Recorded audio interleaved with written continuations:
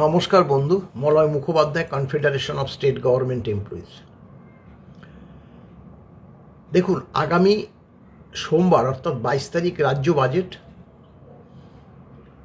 সার্বিকভাবে কর্মচারী সমাজ ওই দিনটির জন্য অপেক্ষা করে আছে। থাকারই কথা, কারণ সকলেই জানেন যে 1 জুন মাননীয় মুখ্যমন্ত্রী আমাদের সঙ্গে এই যে ডিএ বিষয়ক বিগত যে পঞ্চম বেতন কমিশনের বকেয়া ডিএ এবং বর্তমান ষষ্ঠ বেতন কমিশনের বকেয়া ডিএ নিয়ে বিস্তারিত আলোচনা হয়েছে এবং মাননীয় মুখ্যমন্ত্রী বিভিন্ন সভাতেও বলেছে যে আগামী 22 তারিখ সরকারি কর্মচারীদের যে বর্তমান যে 42% ডিএ বাকি আছে তার বেশ কিছুটা অংশ তিনি দেবে, সেটাই মনে করছে সরকারি কর্মচারী সমাজ মনে করছে। এবং এটা নিয়ে সোশ্যাল মিডিয়া বলুন, বিভিন্ন সংবাদ মাধ্যম বলুন, তারাও কিন্তু এই ব্যাপারে বিস্তারিত ব্যাখ্যা দিচ্ছেন, যার যেরকম মনে হচ্ছে। আজকে একটা দৈনিকে একটা সংবাদ বেরিয়েছে এবং তা ভাইরালও হয়েছে, রাজ্য কর্মীদের জন্য কি 12% ডিএ। কারণ তারা জানে যে এই যে সোমবার রাজ্য বাজেট নিয়ে একটা জল্পনা তৈরি হয়েছে। এখন দেখুন, কেন এই ব্যাপারটা নিয়ে আমরা এতটা উদ্বিগ্ন, তার তো একটা কারণ অবশ্যই আছে। যে সংকল্পপত্র মাননীয় যে বিজেপি সরকার আসার আগে প্রধানমন্ত্রী বলুন, স্বরাষ্ট্রমন্ত্রী বলুন বা মুখ্যমন্ত্রী বলুন, তারা তো পরিষ্কার ভাষায় বলেছিলেন যে 45 দিনের মধ্যে ডিএ এবং বেতন কমিশন তারা লাগু করে দেবে। 22 তারিখ যে ষষ্ঠ বেতন কমিশন তার ডিএটা ঘোষণা করতে চলেছেন। মুখ্যমন্ত্রী বলেছে আমরা কিন্তু যেটা চাইব সেটা হচ্ছে ওই যে বকেয়া 42% মর্গ ভাতা, সেটার পুরোটাই। আমরা 12%ও চাইব না, আমরা 18%ও চাইব না, আমরা 42%ই দাবি জানাচ্ছি। অনেকে হয়তো বলবেন, বাপ রে বাপ, আপনারা 42% দাবি জানাচ্ছেন। অবাস্তব কিছু নয়, কিন্তু 42% দাবিটা কিন্তু অবাস্তব কিছুই নয়। তার ব্যাখ্যা আমি দিচ্ছি।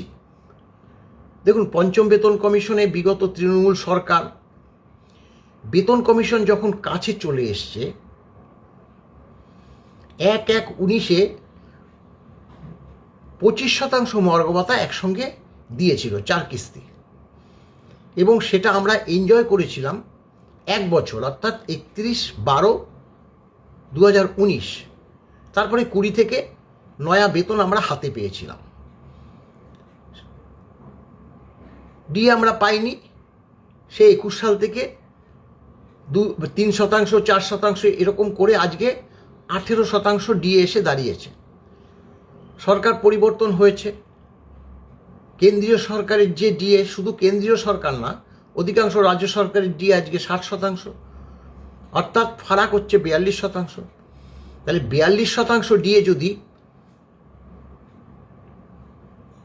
1 জুলাই থেকেই দেয়, আমরা এটারও দাবি জানাচ্ছি, যেহেতু এপ্রিল মাসে বিগত মুখ্যমন্ত্রী 4% ডিএটা ডিক্লেয়ার করেছিলেন, কিন্তু আমরা পাইনি।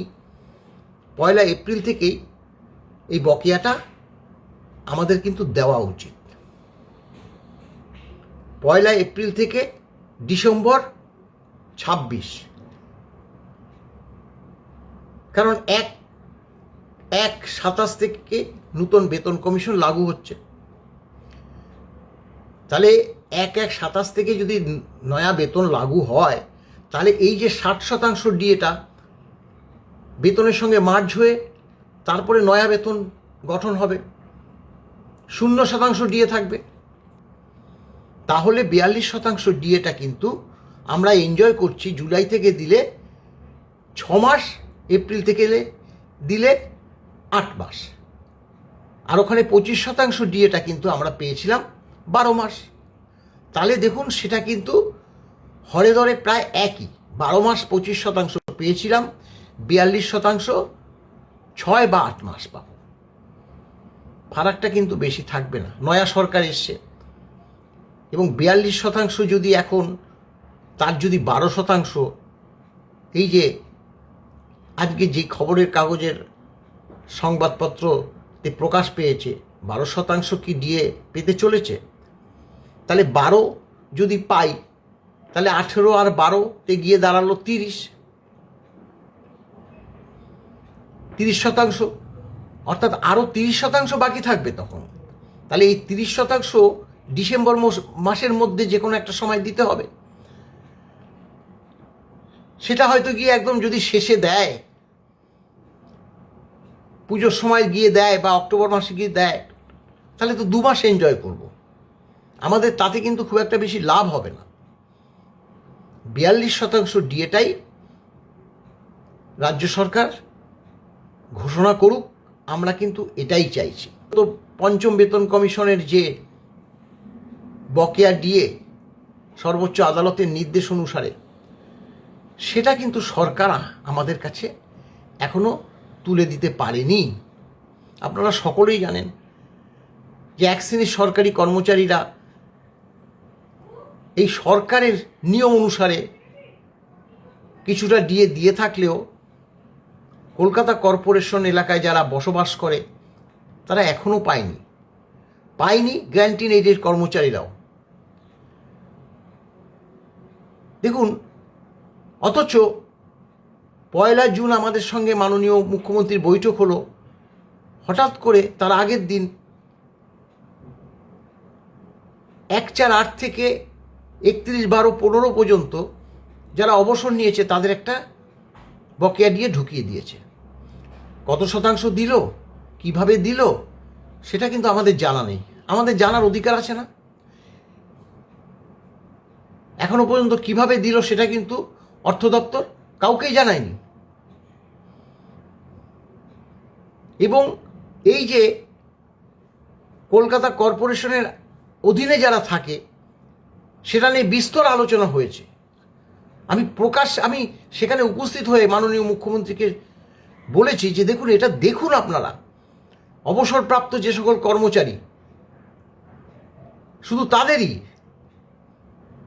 কলকাতায় বসবাস করে যারা ইন সার্ভিস তারা পেয়ে গেছে,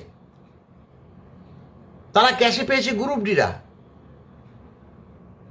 আদার্স যারা পেয়েছে তাদের প্রভিডেন্ট ফান্ডে ঢুকেছে।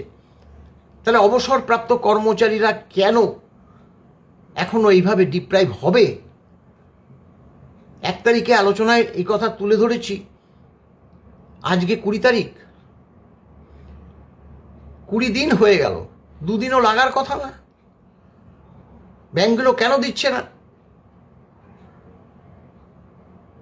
কোনো সময় শুনছি ব্যাংক ডাটা ঠিক মতো পাঠাচ্ছে না, কোনো সময় শুনছি ব্যাংক বলছে না, সরকার ক্যালকুলেশন করে পাঠাচ্ছে না। তা এই যে দড়ি টানাটানি, তার জন্য কেন অবসরপ্রাপ্ত কর্মচারী, শুধু অবসরপ্রাপ্ত কর্মচারী বললে হবে না। এখানে 85, 90, প্রায় 100 ছুঁই কর্মচারী, অবসরপ্রাপ্ত কর্মচারী সমাজ আছে। তাদের কাছে ডিএটা তুলে দিন। আগামী 22 তারিখ মাননীয় মুখ্যমন্ত্রী বাজেটে বিধানসভায় উপস্থিত থাকবেন। অর্থমন্ত্রী কাছে আমাদের অনুরোধ, আপনি এই ব্যাপারে এখনো 2-4 দিন সময় আছে, এটা একটু জানবার চেষ্টা করুন। কেন কর্পোরেশন এলাকায় যারা বাস করছে, যারা ব্যাংক থেকে পেনশন পায়, তাদের কেন এখনো বকেয়াটা পাবে না? যেখানে 2 তারিখে পেয়ে গেছে, এপ্রিল মাসের 2 তারিখে অন্যান্য অবসরপ্রাপ্ত কর্মচারী সমাজ পেয়ে গেছে, সেখানে কেন আজকে জুন মাস শেষ হতে চললো তবুও তারা পেল না? এটাতে দুঃখজনক, দুর্ভাগ্যজনক। আর গ্র্যান্টিন এইড তাদের ক্যালকুলেশন করে ফিনান্স দপ্তরে পাঠিয়ে দিয়েছে, তাদের সংশ্লিষ্ট দপ্তরগুলো, সেটা নিয়েও নিশ্চুপ, কোনো বার্তা আমরা এখনো পাচ্ছি না। এই দুটো ব্যাপার কিন্তু আপনারা দেখুন। দুর্ভাগ্য এখন সর্বোচ্চ আদালত বন্ধ, না হলে আমরা সেই আদালতের দরজায় খটখটাতাম। আমাদের দিয়ে দিতেই হবে all India consumer price index অনুসারে। সেখানে সরকার একটা নিজস্ব এআইসিপিআই তৈরি করে ক্যালকুলেশন করে সেখানে 53-54% দিয়ে মেরে দেবে, আর আমরা সেটা মেনে নেব, তা কিন্তু নয়। সম্পূর্ণ এআইসিপিআই অনুযায়ী বকেয়া ডিএটা দিতে হবে।